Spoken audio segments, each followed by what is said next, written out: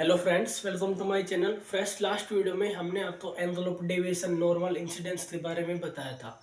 अब हम इस चैप्टर में आगे बढ़ लेते हैं। उससे पहले अगर आपने हमारी लास्ट वीडियो नहीं देखी है तो आप तो डिस्क्रिप्शन में लिंक दिया हुआ है, आप तो वीडियो तो ज़्यादातर देखना है। और जब आप वीडियो तो शुरू से लास्ट तक देखते हो तो आप तो सारी बातें समझ में आ जाती है, आप तो कोई डाउट नहीं रहता है। तो वीडियो तो आप तो पूरा देखना होता है। अब हम इस चैप्टर में आगे बढ़ते हैं और अब हम देख लेते हैं प्रकाश के परावर्तन के प्रकार। परावर्तन परावर्तन के प्रकार। अब हम देखते हैं परावर्तन के प्रकार। परावर्तन के प्रकार। परावर्तन मुख्य रूप से दो प्रकार का होता है। परावर्तन दो प्रकार का होता है।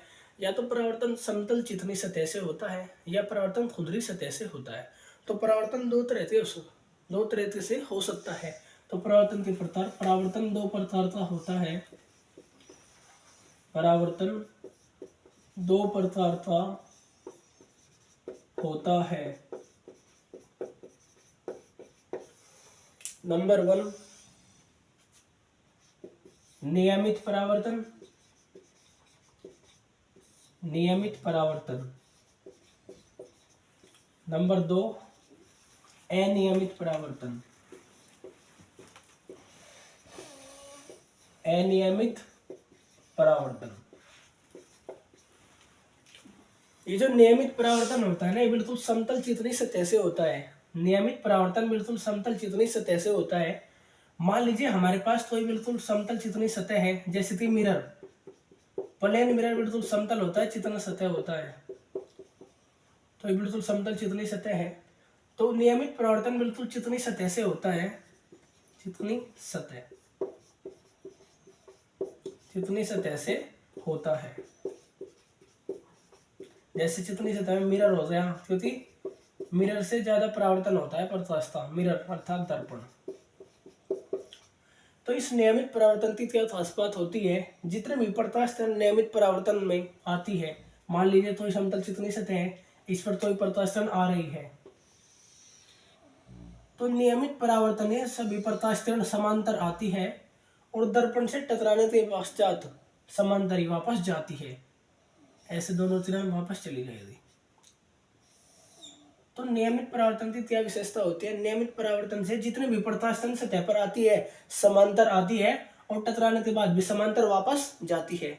जैसे कि प्लेन मिरर है, वहां पर प्रकाश किरण पड़ी, समांतर गई और समांतर ही वापस चली गई, तब तो आपके हाथों में ज्यादा प्रकाश पहुंचेगा। जब आपके हाथों में ज्यादा प्रवेश पहुंचेगा तो आप इसमें इमेज देख सकते हो अपनी। आप नियमित परावर्तन में अपनी इमेज देख सकते हो। जैसे समतल दर्पण के सामने आप खड़े हुए, समतल दर्पण पर लाइट पड़ी, समांतर गई और समांतर ही आई, आपके हाथों तक ज्यादा लाइट पहुंची, तब तो आपका प्रतिबिंब समतल दर्पण में बन रहा है। तो नियमित परावर्तन में हम अपना प्रतिबिंब देख सकते हैं, जबकि अनियमित परावर्तन में ऐसा नहीं होता है। अनियमित परावर्तन खुरदरी सतह से होता है। खुरदरी सतह, यह खुरदरी सतह से होता है। खुरदरी सतह से होता है, जो बिल्कुल उबड़ खाबड़ सरफेस होती है। जैसे मान लीजिए हमारे पास ये कोई खुरदरी सतह है, इस टाइप की कोई सरफेस है, इस पर प्रकाश किरण आई। हम जानते हैं प्रकाश किरण जितने एंगल पर आती है उस एंगल पर वापस जाती है। यहाँ पर हमने नॉर्मल फेंक दिया, जितने एंगल पर आई उतने एंगल पर ही वापस चली गई। इसी प्रकार दूसरी प्रकाश किरण आई, टकराने के बाद ऐसे वापस चली गई। तो अनियमित परावर्तन में क्या होता है? आने वाली प्रकाश किरणें सतह से टकराकर इधर उधर फैल जाती है, लेकिन नियमित परावर्तन में ऐसा नहीं होता। प्रकाश किरण समांतर आती है और टकराने के बाद समांतर ही वापस जाती है। जब प्रकाश किरण समांतर वापस जाती है, आपके हाथों में ज्यादा प्रकाश पहुंच जाएगा और आप इसके अंदर अपनी इमेज देख सकते हो। जैसे कि समतल दर्पण में आप अपनी इमेज देख सकते हो, क्योंकि समतल दर्पण में पड़ने वाली प्रकाश किरण समांतर पड़ती है दर्पण पर और टकराने के बाद समांतर ही आपके हाथों तक आती है। आपके हाथों में ज्यादा प्रकाश जाता है तो आप इसके अंदर अपना प्रतिबिंब देख सकते हैं। लेकिन इसके अंदर क्या होता है? यह आने वाली प्रकाश किरणों को फैला देता है। जो परावर्तन खुरदरी सतह से होता है, इसमें आने वाली प्रकाश इधर उधर तितर मितर हो जाती है, लेकिन आपके हाथों में ज्यादा प्रकाश नहीं पहुंचेगा। भाई एक किरण ऐसे जाली, एक किरण ऐसे जाली, तो इसके अंदर आप अपना प्रतिबिंब नहीं देख सकते। यह खुरदरी सतह से होता है। जैसे मेज टेबल, क्या आप इनके अंदर अपना प्रतिबिंब देख सकते हो? नहीं देख सकते, क्योंकि ये प्रकाश किरणों को फैलाता है। जब ये प्रकाश किरणों को फैलाता है तो आपके हाथों में प्रकाश बहुत ही कम जाएगा, तो आप इसके अंदर अपना प्रतिबिंब नहीं देख सकते। और ये अनियमित परावर्तन खुरदरी सतह से होता है। इसमें हम अपना प्रतिबिंब नहीं देख सकते हैं, इसमें हम अपना प्रतिबिंब नहीं देख सकते हैं, क्योंकि प्रत्यास्थान इधर उधर फैल जाती है। लेकिन इसमें क्या होता है, प्रत्यास्थान सीधे हाथ होती है, समांतर आती है, तो इसके अंतर्गत हम अपना प्रतिबिंब देख सकते हैं। तो क्वेश्चन क्या बनता है, वो परावर्तन जो चितनी सतह से होता है क्या कहलाता है, नियमित परावर्तन। वो परावर्तन जो खुदरी सतह से होता है क्या कहलाता है, अनियमित परावर्तन। क्या परावर्तन के नियम यहाँ भी वैलिड है, यहाँ भी वैलिड है, हमने आपको बताया था। परावर्तन के नियम चितनी व खुदरी दोनों सतह के लिए वैलिड है। प्रकाश यहाँ पर भी जितने अंतल पर आता है उतने अंतल पर ही वापस जाता है, यहाँ भी प्रकाश जितने अंतल पर आता है उतने अंतल पर ही वापस जाता है। यानी परावर्तन तो नहीं यहाँ भी फॉलो होते हैं, लेकिन हम इसमें अपना प्रतिबिंब नहीं देख सकते। ये नियमित परावर्तन चितनी सतह से होता है और अनियमित परावर्तन अपारदर्शी सतह से होता है। अर्थात हम लिख सकते हैं परावर्तन के नियम, परावर्तन के नियम, परावर्तन के नियम नियमित तथा अनियमित, नियमित तथा अनियमित, अनियमित, नियमित तथा अनियमित परावर्तन में भी कार्य करते हैं, परावर्तन में भी कार्य करते हैं। परावर्तन के नियम नियमित तथा अनियमित परावर्तन में भी कार्य करते हैं, मतलब सरफेस कैसा ही हो, प्लेन हो चाहे खुदरी हो, उससे भी परावर्तन के नियम फॉलो होते हैं। उम्मीद है फ्रेंड्स आपको ये दोनों परावर्तन के प्रकार समझ में आ गए होंगे कि नियमित परावर्तन क्या होता है, अनियमित परावर्तन क्या होता है। अब हम इस चैप्टर में आगे बढ़ते हैं। अब हम हमारा फोकस होगा प्लेन मिरर की ओर। अब हम आने वाले हैं प्लेन मिरर पर। क्या प्लेन मिरर से प्रकाश का परावर्तन कैसे होता है और समतल दर्पण द्वारा बने प्रतिबिंब की प्रकृति कैसी होती है, वो सब हम इस वीडियो में देखने वाले हैं, बिल्कुल फुल डिटेल एक्सप्लेनेशन के साथ। कैसे प्रतिबिंब बनाता है, इनकी प्रकृति क्या होती है, वो सब हम इसमें अब आगे पढ़ने वाले हैं। थोड़ा धीरे धीरे आपका न्यूमेरिकल पोर्शन भी स्टार्ट होने वाला है। वैसे तो मैं शुरू से आपका न्यूमेरिकल करा रहा हूँ, तो आप तो ध्यान रखें। अब हम पढ़ते हैं समतल दर्पण द्वारा प्रतिबिंब निर्माण कि समतल दर्पण से प्रतिबिंब निर्माण कैसे होता है। समतल दर्पण द्वारा, समतल दर्पण द्वारा प्रतिबिंब निर्माण।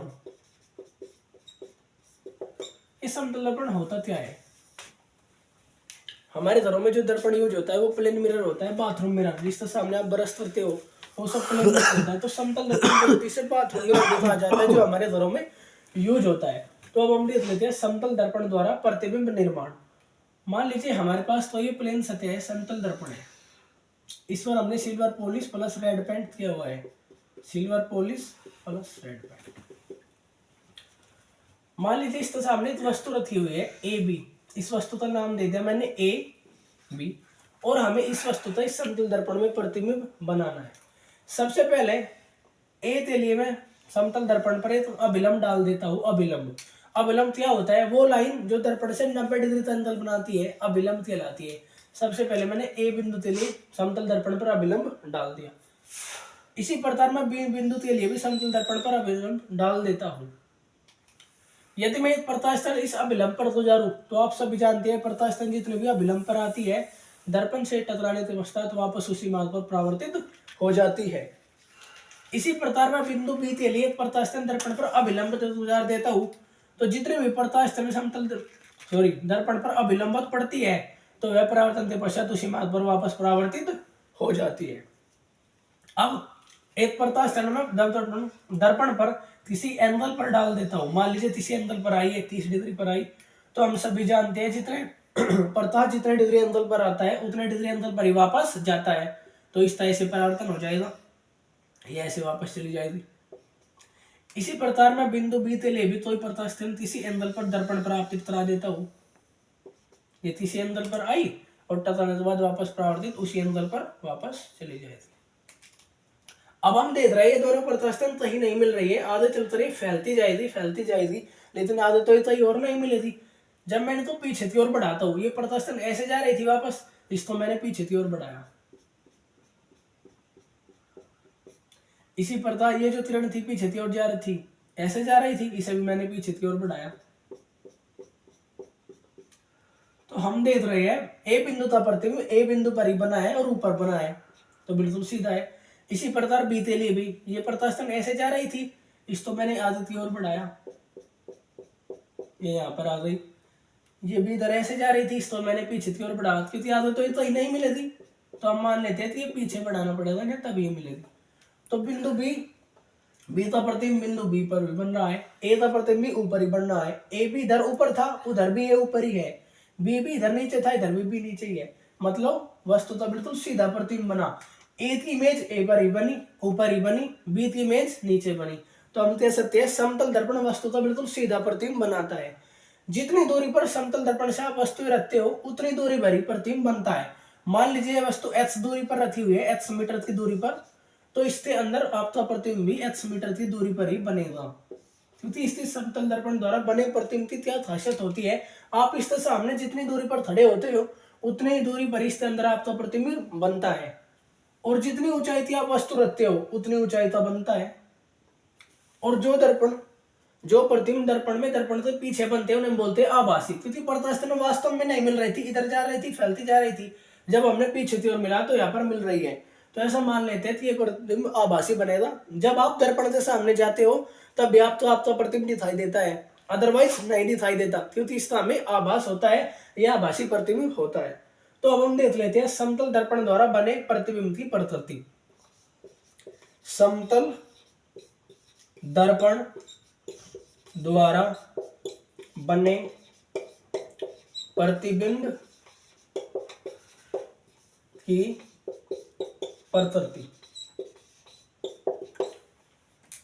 सबसे पहले आप दर्पण से जितनी दूरी पर खड़े होते हैं, उतनी दूरी पर आपका प्रतिबिंब बनता है, मतलब समान दूरी पर समान ऊंचाई का, समान दूरी पर बनता है, समान दूरी पर, मतलब आप दर्पण से जितना दूर हो, उतना दूर ही दर्पण के अंदर आपका प्रतिबिंब बनेगा। दूसरा, समान ऊंचाई का, आपकी जितनी हाइट है उतनी हाइट का ही प्रतिबिंब दर्पण के अंतर्गत बनेगा, समान दूरी पर समान ऊंचाई का। वस्तु के बराबर आकार का, जितनी ऊंची आप वस्तु रखते हो, वस्तु का जितना साइज है, उतने ही साइज के अंदर प्रतिबिंब बनेगी। तो वस्तु के बराबर आकार का, वस्तु के बराबर आकार का, वस्तु के बराबर आकार का। दूसरा, पार्श्व रूप से उल्टा, पार्श्व उल्टा। और दूसरा, सीधा व आभासी।